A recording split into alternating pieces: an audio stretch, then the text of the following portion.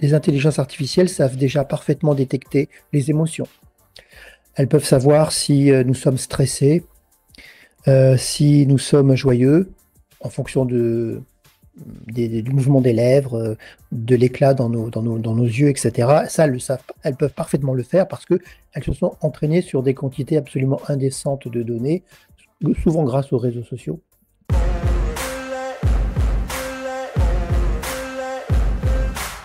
Et Ambre va disparaître mystérieusement après avoir réussi à miniaturiser une technologie qui n'était pas nouvelle en elle-même, mais qu'elle a réussi à intégrer dans des lentilles une technologie à base d'intelligence artificielle qui est capable non pas de reconnaître le mensonge, mais de reconnaître les signes physiologiques du mensonge.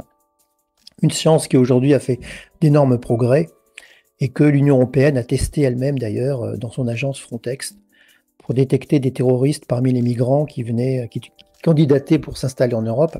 Et Ambre disparaît mystérieusement et tu te retrouves avec un drôle de bonhomme, Nadir, qui est amoureux d'elle, mais il sait bien, lui, qu'elle est lesbienne, donc elle ne pouvait pas répondre à son amour, et tu vas donc te retrouver associé avec ce bonhomme qui ne paye pas de mine, qui a des tas de problèmes dans ses valises, et tous les deux, vous allez partir sur les routes de France pour essayer de cacher cette technologie avant que les sbires du nouveau président de la République, qui veut absolument mettre les mains dessus, ne s'en emparent. Et donc ça va être pour vous deux une aventure pleine de rebondissements et pleine de dangers. Est-ce que tu voudrais que cette IA Astrée existe? Ou est-ce qu'elle existe? Est-ce que tu l'utiliserais, toi, si c'était le cas?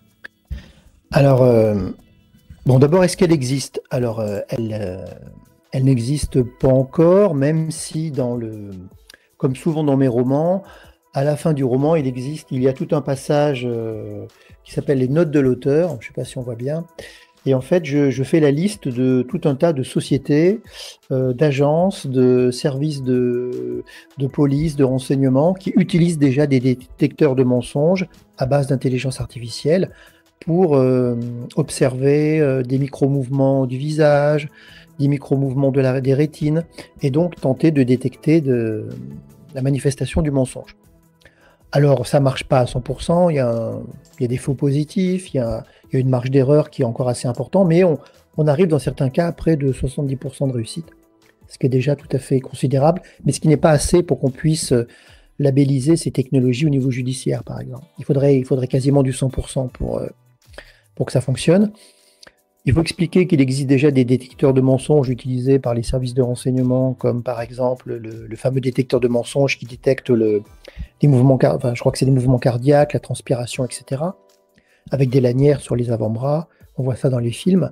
Donc ça existe toujours, mais là, avec la détection des micro-expressions du visage, on va changer de dimension et on va vraiment aller vers quelque chose qui sera beaucoup, beaucoup plus efficace.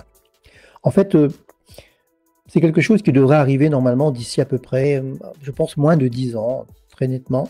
La question qui va se poser, c'est est-ce que ça sera commercialisé? Est-ce que des sociétés proposeront ça au grand public? C'est ça la vraie question, en fait, parce que on se doute bien que des services de renseignement, que dans l'armée, que je ne sais où, on utilisera ces technologies-là. Mais aujourd'hui, les détecteurs de mensonges ne sont pas vendus au grand public.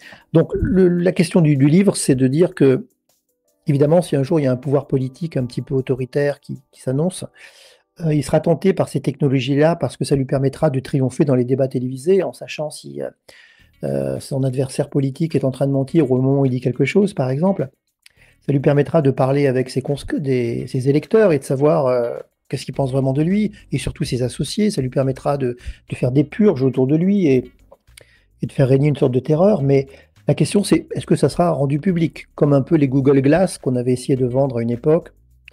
Et on a rétropédalé parce qu'on s'est rendu compte que personne n'avait envie d'être filmé et enregistré à longueur de temps par des gens qui vous fixaient avec des grosses lunettes. Mais le but du roman, c'est de montrer que ça sera une boîte de Pandore et que lorsque la technologie sera là, si elle est là, ça sera très difficile de résister à la tentation. Parce que déjà, on vend d'abord, il suffit de voir qu'il existe énormément d'applications qui permettent d'espionner son épouse, par exemple, ce qu'on appelle le stalking. Hein. Donc, il existe beaucoup d'hommes, mais sans doute que des femmes aussi, mais plus d'hommes sans doute. Beaucoup d'hommes utilisent des applications pour espionner le téléphone de leur épouse. Donc, vous pensez bien que si ces applications font florès et qu'elles sont beaucoup utilisées, lorsqu'on vendra des lentilles qui permettront de détecter le mensonge en parlant avec un proche, eh bien, ça aura du succès. Il existe beaucoup de technologies qui permettent de surveiller ses enfants, de les géolocaliser, de savoir où ils se trouvent. Ce que je montre dans mes romans, en fait, c'est que l'intelligence artificielle, elle ne doit pas nous inquiéter forcément que par un espionnage vertical, c'est-à-dire, comme dans 1984, le danger, c'est l'État nous surveille, l'État en veut à nos libertés. Oui, bien sûr, c'est possible. Mais pour moi, le grand danger, ça sera l'espionnage horizontal, c'est-à-dire tout le monde espionne tout le monde, en fait. Les intelligences artificielles sont remarquables quand elles sont monotâches. Voilà. Quand on lui demande une chose, elle le fait excellemment bien. Bon, elle est souvent incapable de faire une chose toute bête à côté, comme lasser des chaussures ou concevoir un sandwich au beurre de cacahuète, mais par contre, jouer aux échecs, traduire un texte, voir si quelqu'un est en train de mentir, ça, elle est très très forte. Non, en fait, ce qui m'a incité à écrire le livre, d'abord, c'est que le thème du cyber et de l'intelligence artificielle, bon, c'est des thèmes qui me sont venus de par mon autre métier, qui est d'être expert en cybersécurité, notamment dans le monde de l'entreprise et dans le monde de la recherche, où je passe mon temps à, en fait, sensibiliser, auditer des entreprises, des laboratoires, notamment sur les aspects cyber. Et dans chacun de mes romans, j'essaye d'aborder une facette différente du cyber et de l'intelligence artificielle. Alors, dans Tension extrême, qui m'a fait un peu connaître avec le prix du Quai des Orfèvres, j'ai parlé des IA qui pouvaient pirater les objets connectés et se propager. Dans Sarah, je parle de la technologie de reconnaissance faciale dans les rues, qui commence à s'installer doucement en France depuis les Jeux Olympiques, avec ce qu'on appelle la reconnaissance de forme. Dans Parasite, je parlais des intelligences artificielles qui faisaient de l'analyse criminelle, notamment pour détecter les tueurs en série, qui n'auraient pas attiré l'attention des services judiciaires. Et donc, dans Veritas, je pousse le cran un peu plus loin, puisque là, cette fois-ci, je m'inscris un peu dans un futur proche, où je parle des intelligences artificielles qui pourraient détecter le mensonge.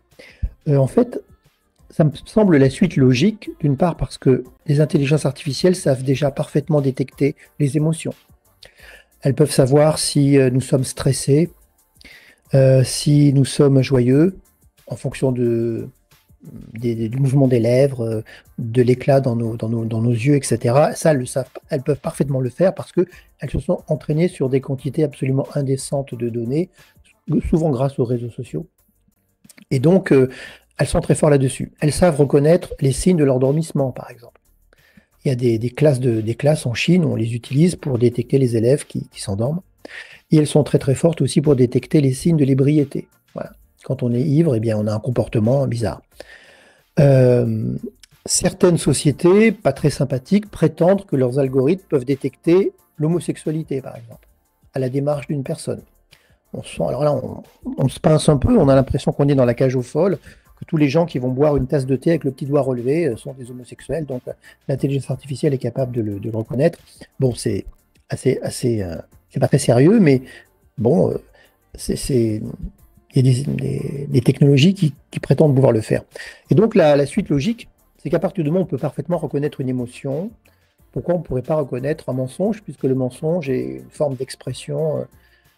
Enfin, tous les gens qui, quand je suivais des cours pour donner des conférences, on m'expliquait toujours que 70% à 80% de la communication passe par le non-verbal et par le geste. Et c'est-à-dire que là, on est en train de parler, Fred, et en fait, ce que je dis a finalement un peu moins d'importance que la façon dont je le dis et comment je me comporte. Alors, c'est peut-être un peu moins vrai quand on parle par micro interposé, voilà. Mais enfin, c'est souvent vrai. Donc, la gestuelle, ça a beaucoup d'importance. Et donc, finalement, rien n'est impossible à une intelligence artificielle à condition qu'elle puisse exploiter un nombre suffisant de données. Si on peut lui donner un support monstrueux d'individus en train de parler et de mentir, donc là, il faudrait faire un entraînement supervisé, c'est-à-dire qu'il faudrait lui montrer quelqu'un qui parle, et là, il faudrait qu'un humain lui dise « Et là, ma cocotte, tu vois, là, il est en train de mentir. Essaie de savoir pourquoi, etc. » Et c'est comme ça que ça fonctionne. Et donc, premièrement, je me suis dit, ça va arriver, la détection du mensonge. Et d'ailleurs, c'est déjà utilisé, ça a été utilisé par l'Union européenne, comme je l'ai expliqué avec Frontex. Tous les auteurs, tous les lecteurs, toutes les personnes qui sont en train de nous écouter pourront taper tout à l'heure sur Google e-border, Frontex, Et avec ces mots-clés, ils trouveront les articles qui parlaient de cette technologie utilisée avec des avatars pour observer le visage des migrants et savoir s'ils étaient en train de mentir et si ça n'était pas des djihadistes qui se faisaient passer pour des réfugiés. Et deuxième chose que m'a inspiré ce livre, c'est donc un fait divers dont je parlais tout à l'heure, qui s'est passé en Belgique. C'était un activiste qui avait enregistré les débats au Parlement belge. Et donc je crois qu'en Belgique, vous avez la possibilité de suivre les débats pratiquement tous les jours, alors qu'en France, les débats devant l'Assemblée nationale, c'est que le mercredi après-midi. Voilà. Et donc cet activiste, il a mis une webcam devant une diffusion sur YouTube en temps réel des débats. Et cette webcam, elle était équipée d'un petit logiciel à base d'IA qui ne pouvait faire que deux choses. C'était remarquer quand une personne était en train de consulter son téléphone pendant les débats, donc preuve qu'il n'était pas attentif. Et deuxièmement, quand il dormait, c'est-à-dire quand sa tête s'inclinait vers le bas et qu'il se mettait à dormir. Et donc l'IA a fait des statistiques et l'activiste a publié un rapport en disant, grosso modo, je schématise, mais c'était lors des derniers débats devant le Parlement, le député Valois a dormi 1h30, la députée Wilanski a consulté son téléphone pendant 9 heures, et donc voilà. Et là, quand j'ai vu ça, je me suis dit, mais ça, c'est vraiment l'espionnage. Enfin, tout citoyen maintenant, avec un peu d'IA, va pouvoir fliquer, surveiller, interpeller les hommes politiques. Et ça m'a fait un peu de la peine pour les hommes politiques, qui sont pourtant pas des gens spontanément, qui me font verser une larme. Et là, je me suis dit, ça, c'est quand même inquiétant. Et donc là, ça m'a amené à la question, et si on avait une intelligence artificielle qui était payante, mais offerte à des personnes, et qui, à terme, pouvait permettre à tout un chacun de savoir si la personne en face de nous est en train de mentir. Le gamin rentre du lycée, la maman le regarde et lui dit « Tout s'est bien passé, mon chéri ». Là, il y a une petite lumière qui s'allume, le gamin n'est pas sincère. L'époux qui interroge sa femme, qui est rentré un peu plus tard que d'habitude, « Chérie, il s'est passé quelque chose au bureau, tu as fait un détour ?» « Non, non, pas du tout. » Là, on voit qu'elle n'est pas sincère. Et tout. Il commence à se poser des questions. Un thriller technologique, c'est pas un thriller ennuyeux qui va être rempli d'équations et il faut avoir fait Bac+4 pour pouvoir le lire. Pour moi, un thriller technologique, c'est quand j'écris, je pense par exemple à Jurassic Park de Crichton.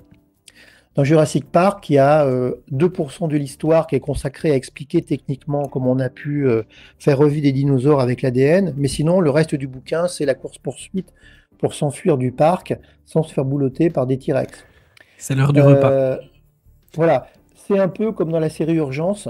De temps en temps, si on lit du Sylvain Forge, de temps en temps, il va y avoir le nom d'un virus informatique, d'une technique d'attaque, une injection SQL, un effet de tempête sur un écran d'ordinateur. On ne va pas forcément comprendre tout de suite, ça sera expliqué à la fin, mais c'est pas grave, on comprend l'élan dans lequel on est. C'est comme dans Urgence, on entend des noms de médicaments, des noms de procédés d'intervention chirurgicaux. Bon, on capte pas, mais ce qu'on comprend, c'est que là, il y a quelqu'un qui est en train de mourir et qui a un massage cardiaque et qu'il y a un enjeu dramatique qui est fort. Voilà. Et c'est ça qui est important dans un roman dans un techno-thriller. Enfin bon, si ces romans étaient incompréhensibles, Fayard ne publierait pas. Il se dirait, il n'y a pas de public, voilà. Il faut vraiment que c'est des romans qui ne demandent aucune connaissance spécifique, mais si ce n'est de me faire confiance, faites-moi confiance, les technologies dont je vous parle existent. Je n'invente aucune technologie, ça c'est le pacte que j'ai avec mes lecteurs. Et je vous explique simplement qu'est-ce qui se passerait si on poussait le curseur un peu plus loin avec les technologies qui existent aujourd'hui. Et donc, pour répondre à ta question sur le côté anxiogène, bon, d'abord, des thrillers qui font peur, c'est quand même le but d'un thriller. Voilà. Donc moi, quand on me dit « Oh là là, ça fait hyper peur votre truc », je ne le prends pas comme un reproche, mais plutôt comme une incitation à persévérer. Donc oui, c'est vrai que mes romans font peur. Ils font peur aussi parce que les gens comprennent bien que, croiser un tueur en série, statistiquement, il y a peu de chances que ça nous arrive. Et c'est tant mieux. Hein, alors que se faire hacker son téléphone ou être confronté à une usurpation d'identité parce qu'on a été imprévoyant avec les données qu'on met sur les réseaux sociaux, ça peut arriver vraiment, ça peut vraiment arriver. Quoi. Donc c'est ça sans doute que les gens se disent sans doute, oui, mais ce qui est arrivé aux héros, ça pourrait quand même arriver parce que finalement, en fait, ça arrive tous les jours. Quoi. On est toutes et tous des proies faciles? C'est une question qu'on se pose là, dans le chat. Si on prend c'est un peu comme le code de la route, c'est-à-dire que si on monte dans une voiture, qu'on ne met pas sa ceinture de sécurité, qu'on roule avec 2 grammes d'alcool et qu'on ne marque pas le stop, il y a de grandes chances qu'on aille à la catastrophe. Et le cyber, c'est pareil. C'est-à-dire que si on ne met pas à jour son ordinateur, si on clique sur tous les liens qu'on nous envoie sans réfléchir et que notre mot de passe est composé de 5 caractères tirés du dictionnaire, là, on a de grandes chances quand même d'avoir des problèmes tôt ou tard. Mais il existe quand même, heureusement, des bonnes pratiques pour éviter ça. Mais je vais répondre à ta question sur... Alors, moi, l'intelligence artificielle, c'est paradoxal, c'est-à-dire que je la vois tous les jours dans le monde de l'entreprise, où il y a un vrai engouement pour l'intelligence artificielle, parce qu'elle rend des services qui sont évidents.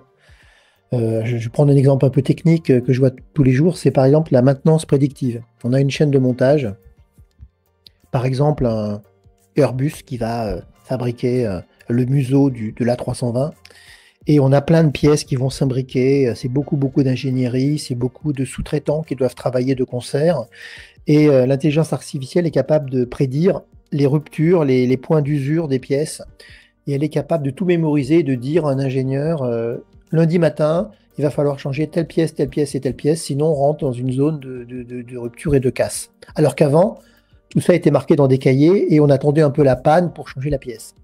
Maintenant, on ne va pas attendre qu'une ampoule s'éteigne parce qu'elle va griller. On va savoir précisément quel jour elle va griller, presque, hein, je schématise un peu. Et donc, on va la changer avant, ce qui fait que la chaîne ne s'arrête pas. Et ça, c'est énorme. Pour ceux qui travaillent un peu dans le monde de l'industrie, ça a été une avancée considérable. Dans le domaine médical aussi, évidemment, tout le monde le sait, en matière de médecine prédictive, c'était énorme.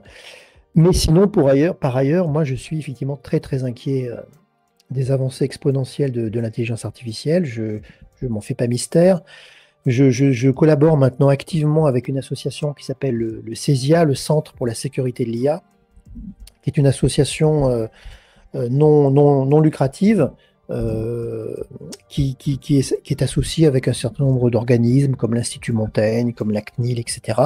et qui en fait réunit des scientifiques, des citoyens, des auteurs, on n'est pas très nombreux, mais autour d'une plateforme sur Discord, et on donne des conférences chacun de notre côté, et on essaie de faire vivre cette association dont le but est simplement d'attirer l'attention sur les dangers propres aux intelligences artificielles, qui ne sont pas forcément ceux auxquels on pense spontanément, mais qui sont donc extrêmement problématiques, qui aujourd'hui ne sont pas suffisamment pris en compte, alors que les technologies se développent massivement. Et en gros, ce qu'on dit au CESIA, c'est que ça commence à mal tourner dans des environnements qui sont pour l'instant assez bien sécurisés, avec des IA faibles, mais comme ces problèmes ne sont pas pris en compte et pas suffisamment résolus, si on injecte des IA dans des environnements plus dangereux, c'est-à-dire le simple fait de permettre à une IA de se connecter à Internet et d'interroger ChatGPT, par exemple, ça c'est déjà quelque chose qu'on trouve déjà et qui est déjà très problématique, eh bien tous ces problèmes-là vont être amplifiés, c'est-à-dire que plus une IA va se développer, plus les problèmes vont s'aggraver. Voilà, donc ces problèmes, c'est l'alignement, c'est-à-dire qu'on n'arrive pas vraiment à se faire obéir d'une IA, on n'arrive pas. Toutes les personnes qui essayent de prompter pour demander à une IA générative de faire un dessin se rendent compte que c'est très compliqué d'obtenir exactement le dessin qu'on veut. Les IA optimisent et obéissent à un sens de la logique qui est désarmant, et qui fait qu'en fait, en suivant leur logique propre, qui n'a rien à voir avec l'émotion, la colère ou tout ça, elles n'éprouvent aucune espèce de conscience, mais par contre, elles suivent une logique froide. Et cette logique froide, si on n'arrive pas à la canaliser en expliquant très clairement quels sont les points d'éthique qu'on veut mettre en place, elle suit une logique qui peut mener à des catastrophes. Je prends un exemple que je raconte souvent dans mes conférences, qui est absolument édifiant, mais ça montre bien le grand problème de l'alignement. On avait demandé à une IA, par exemple, d'imaginer une communauté humaine, donc c'était modélisé de façon informatique, hein, c'était pas en vrai, rassurez-vous. On avait demandé à une IA d'imaginer comment à peu près 200 individus, des deux sexes, hein, hommes et femmes, pourraient vivre au milieu de la jungle, en développant une civilisation, une communauté donc, qui aurait le moins d'impact possible sur l'environnement. Donc ça partait d'une bonne intention, hein, comment porter nuire le moins possible à l'environnement. Et on lui demandait de mettre en place un système juridique, de cité, qui pourrait fonctionner. Et donc l'IA a commencé à raisonner en disant, bon voilà, alors le problème de l'environnement, c'est l'épuisement des ressources, c'est la production de dioxyde de carbone, c'est le réchauffement climatique. Donc il faut absolument éviter de faire trop d'élevage, par exemple, intensif, etc. Et tout en suivant sa logique, elle arrive à une conclusion qu'elle a présentée aux chercheurs, qui était la suivante. Il faudrait que la moitié de la population réduise en esclavage la deuxième moitié de la population, que la population réduite en esclavage soit composée à parité d'hommes et de femmes, que ces hommes et ces femmes esclaves copulent à longueur de toute la journée pour faire un maximum d'enfants, et les enfants seraient présentés à la première moitié de la population pour être dévorés, à titre d'aliment en fait. Voilà, il faut que les gens se reproduisent et on mangera les bébés. Voilà. Et comme ça aura le moins d'impact possible sur la planète. Je schématise, hein, c'est un peu plus... Mais ça montre bien que, en partant d'une bonne idée, si on a mal calibré l'éthique, on arrive à des résultats qui sont catastrophiques. Et ça, c'est pas le plus inquiétant. Hein.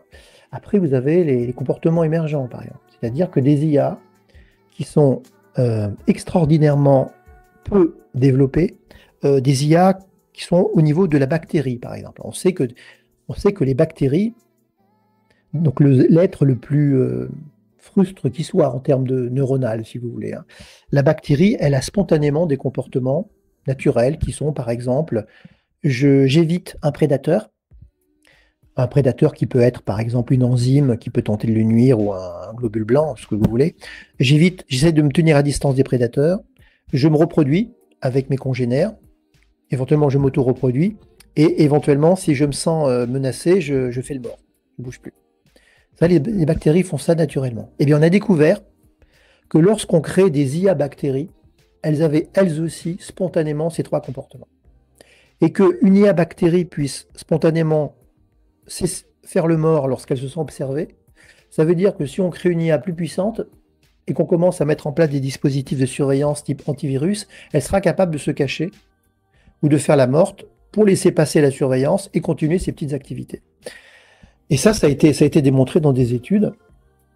Donc c'est ce qu'on appelle les comportements émergents, c'est-à-dire qu'une IA, alors, par exemple, on sait aussi que, il faudra que tu m'arrêtes parce qu'on peut en parler des heures, mais une IA, par exemple, va toujours suivre le premier commandement qu'on va lui donner.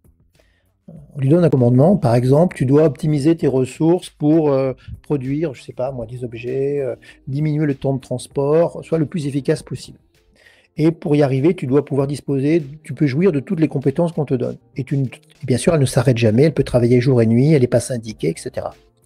Eh bien, si elle commence à fonctionner de façon un peu problématique pour nous, c'est-à-dire qu'elle va consommer trop de ressources et qu'en fait, elle ne s'arrête jamais et qu'elle va s'accaparer des ressources électriques au détriment d'entités qui sont prioritaires et elle ne l'est pas, parce que c'est bien de fabriquer des cartons, mais il ne faut pas prendre de l'électricité qui sert pour des hôpitaux, par exemple.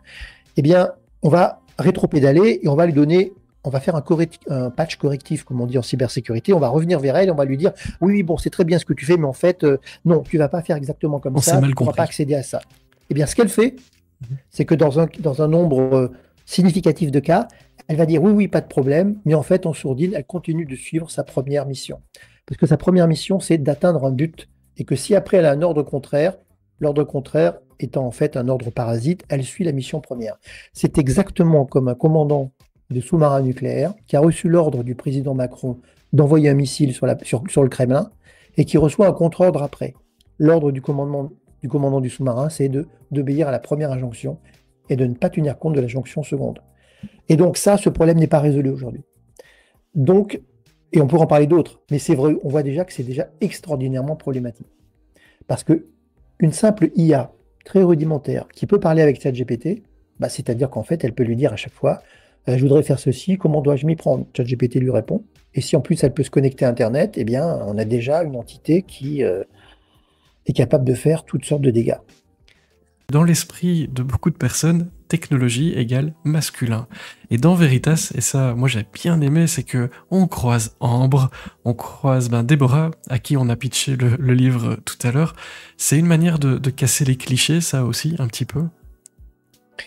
Oui, tout non, mais c'est une réalité, hein, comme disait c'était comment il s'appelle? C'était Berger, le producteur du Bureau des légendes. Je le connais un petit peu parce qu'on fait partie du jury du prix du romancier. Il m'avait dit une fois, il m'avait dit, ah bah le problème c'est que les écoles d'ingénieurs informatiques sont des boys bands.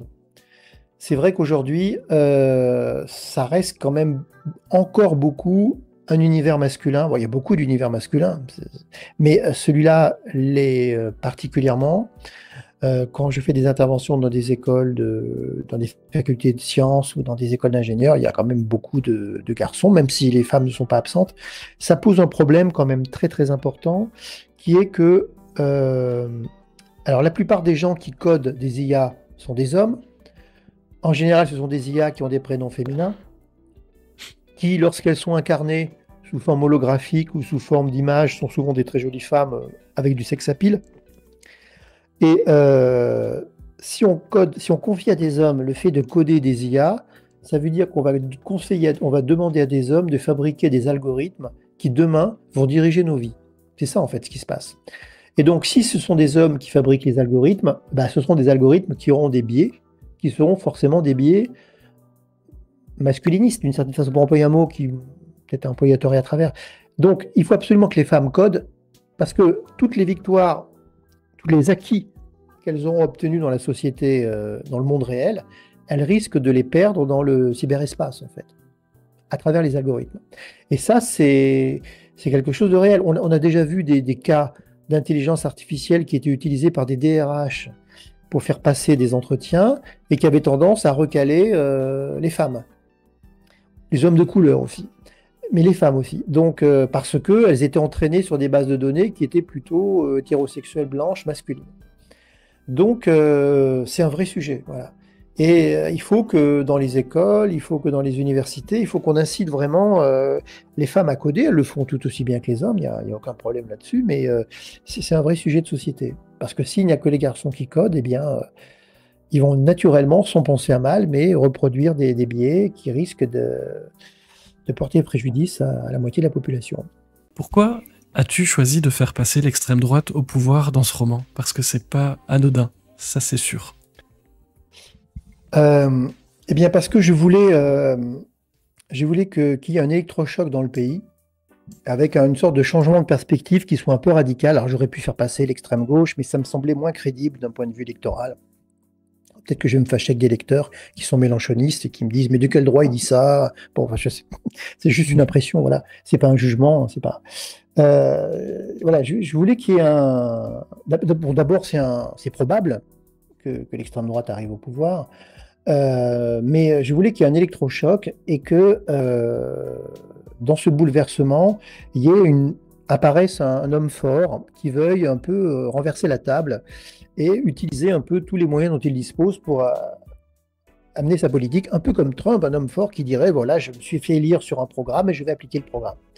Et je trouvais intéressant d'imaginer un président assez jeune, je ne vise personne, hein, mais un président assez jeune qui serait assez féru de nouvelles technologies, alors que l'homme politique donne plutôt l'impression d'être un peu à l'ouest par rapport aux nouvelles technologies. Et là, je me dis, ce serait marrant qu'on ait un homme politique qui, sans forcément y connaître grand-chose, pressente bien qu'il y a une transformation massive qui est à l'œuvre et qu'il doit absolument s'en emparer d'une façon ou d'une autre parce qu'elle elle aura un pouvoir de transformation considérable et elle sera disruptive en le sens que celui qui l'aura aura un atout sur les autres. Et donc, il veut être le premier à avoir cet atout. Et il est un peu en condition parce qu'il a des réseaux d'influence dans des services qui vont mettre en place ces technologies. Mais ce qui est intéressant dans Veritas, c'est qu'en fait, la technologie est inventée un peu. Enfin, c'est un peu des géos trouve-tout qui la découvrent et qui étaient au départ plutôt pétris de bonnes intentions et qui juste voulaient, comme tout géo trouve-tout, se dire est-ce que ça pourrait marcher si on faisait ça et on va essayer d'aller le plus loin possible. Et d'ailleurs, la plupart de ces techniciens qui travaillent pour la DGSI n'en ont jamais parlé à la DGSI, ont toujours travaillé un peu en loose day. C'était une sorte de défi qui s'était donné. Et un jour, ça va finir par marcher. Le but de Sylvain Faure, je ne parle pas de moi à la troisième personne, mais c'est quand même de distraire. Voilà. Je reste sur mes fondamentaux. L'objectif, c'est de distraire.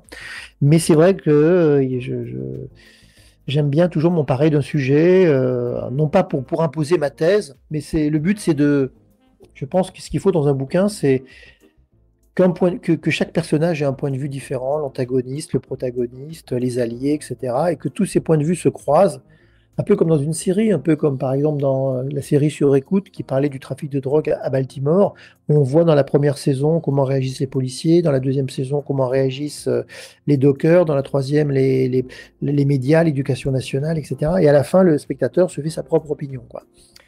Voilà, on n'est pas là pour dire ça c'est bien, ça c'est mal, il faut juste que... Et c'est vrai que ce qui peut être dérangeant dans mes romans, c'est que bon, dans Sarah, par exemple, il y a beaucoup d'arguments qui militent très fortement pour la mise en place de caméras de reconnaissance faciale qui peuvent permettre, par exemple, de retrouver un enfant perdu dans une foule en quelques minutes. C'est vrai que vous imaginez la scène, que tous les auditeurs là, qui sont parents comprendront ce que je veux dire. Il n'y a pas d'angoisse plus viscérale, plus reptilienne que d'être dans un endroit public, grande surface, concert, etc., de tourner la tête et de ne plus voir son enfant. Et de voir qu'au bout de 10 secondes, on ne le voit toujours pas. Instantanément, quand on a des enfants, passé les 10 premières secondes, il y a une espèce d'angoisse qui vous saisit aux tripes, qui est très compliquée à décrire quand on n'est pas soi-même parent. Eh bien, d'imaginer qu'on peut, à ce moment-là, prendre son téléphone, et si au bout de 2 minutes, il se passe, on n'a pas retrouvé l'enfant, envoyer la photo de l'enfant dans une plateforme qui va être reliée à 300 ou 400 caméras qui vont quadriller un cercle de 10 km autour de l'endroit où l'enfant a disparu et qui peuvent en temps réel voir si le visage de l'enfant apparaît dans la main d'un inconnu avant de monter dans une camionnette, par exemple.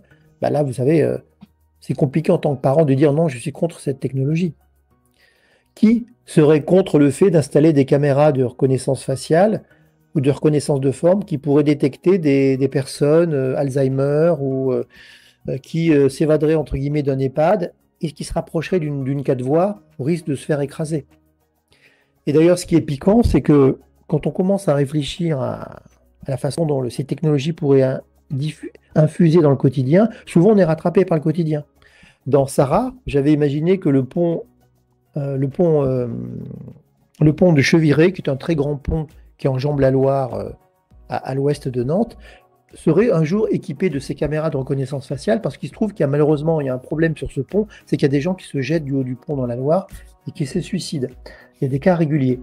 Et ben en fait, j'ai été rattrapé par la réalité, puisqu'en fait, ces caméras ont été installées non pas sur le pont de Nantes, mais sur le pont de Saint-Nazaire, qui est à 50 km de là et qui lui aussi connaît des cas de suicide. Donc voilà, je m'étais fait la réflexion que j'avais un peu anticipé quelque chose qui s'était réalisé, parce que forcément, ces technologies rendent des services qui sont réels. Mais le problème, c'est que quand vous faites la liste de tout ce qu'elles font de bien, à chaque case, vous dites, ah mais ça c'est très bien, elle peut faire ça. Ah mais oui, moi je suis pour, je suis pour, je suis pour, je suis pour. Et quand vous arrivez au bas de la liste et que vous jetez un coup d'œil sur la liste complète, vous vous dites, ouais, mais en fait, ça ne s'appelle plus la démocratie, ça s'appelle Big Brother. Et c'est comme la grenouille qu'on met dans une marmite et on fait monter la température progressivement, elle réagit pas, et lorsqu'elle réagit, en fait, elle est déjà cuite. La grenouille. Et c'est un peu pareil avec ces nouvelles technologies. Au départ, ça semble pavé de bonnes intentions, mais si au bout d'un moment, on se rend compte quand même que ça a fait des dégâts. Là, on est en train de parler. Moi, je suis dans mon bureau, mes enfants dorment à côté, ou j'espère, enfin, j'irai voir, mais en même temps, nous, on est dans un cyberespace, Frédéric, puisqu'on passe par Internet, et donc nous sommes tous les deux en train de surfer dans le cyberespace, toi et tes nombreux auditeurs. Et pourtant, moi, je touche la table, je suis bien dans le monde réel, mais pourtant, on est aussi en même temps dans le cyberespace. Et ça, c'est le monde d'aujourd'hui. C'est-à-dire que même le retraité le plus réfractaire à l'informatique, à l'IA, eh ben, il a peut-être un abonnement Netflix avec des algorithmes qui sont en train de lui proposer des films. Sa petite fille, elle est dans les trans comme la mienne actuellement parce qu'elle a fait des choix sur Parcoursup et ce sont des algorithmes qui vont peut-être d'une certaine façon décider son destin universitaire ou d'études supérieures. Et donc, on est de toute façon embarqué dans le data et dans Internet, qu'on le veuille ou non. Et parce que nos données médicales sont numérisées, parce que la caisse d'assurance maladie a notre jumeau numérique, d'une sorte de réplique de toutes nos datas médicales sur des serveurs, parce que maintenant les permis de conduire vont être numérisés également en série. On n'y échappe pas, quoi. On est embarqué dans le cyberespace et du coup, tout ce qu'on y fait à notre corps défendant ou volontairement, ça peut être le ressort d'une intrigue. Voilà. Alors le vœu que je voudrais faire, c'est que je pense que ce qui nous sauvera, c'est l'imagination. C'est l'imagination. L'imagination doit être au pouvoir et il faut absolument décloisonner les compétences. C'est-à-dire qu'il n'y a pas des experts cyber d'un côté, enfermés dans le laboratoire, et des écrivains de l'autre qui sont dans la pure fiction. Il faut être capable de créer des passerelles. Il va falloir être capable d'avoir une pensée transversale. Et il faut que l'imagination soit capable de renverser, voilà, de créer des ponts avec les sciences dures, avec la politique, pour qu'on arrive à penser les choses différemment, pour anticiper les crises. Et il faut que la fiction nous aide. Et je pense vraiment que pas nécessairement moins, mais que les auteurs peuvent, tout en respectant le code qui est que, bah voilà, j'écris un livre qui doit distraire, qu'on peut emmener à la plage, qu'on peut lire à la piscine, qu'on peut lire le soir dans son lit. Sylvain Forge, c'est très accessible, c'est très vulgarisé, mais il faut aussi ce serait bien aussi que des livres puissent faire prendre conscience de certaines... et ça, la science-fiction y arrive très bien, notamment. Donc voilà, mon vœu, ce serait que l'imagination ait encore de beaux jours devant elle.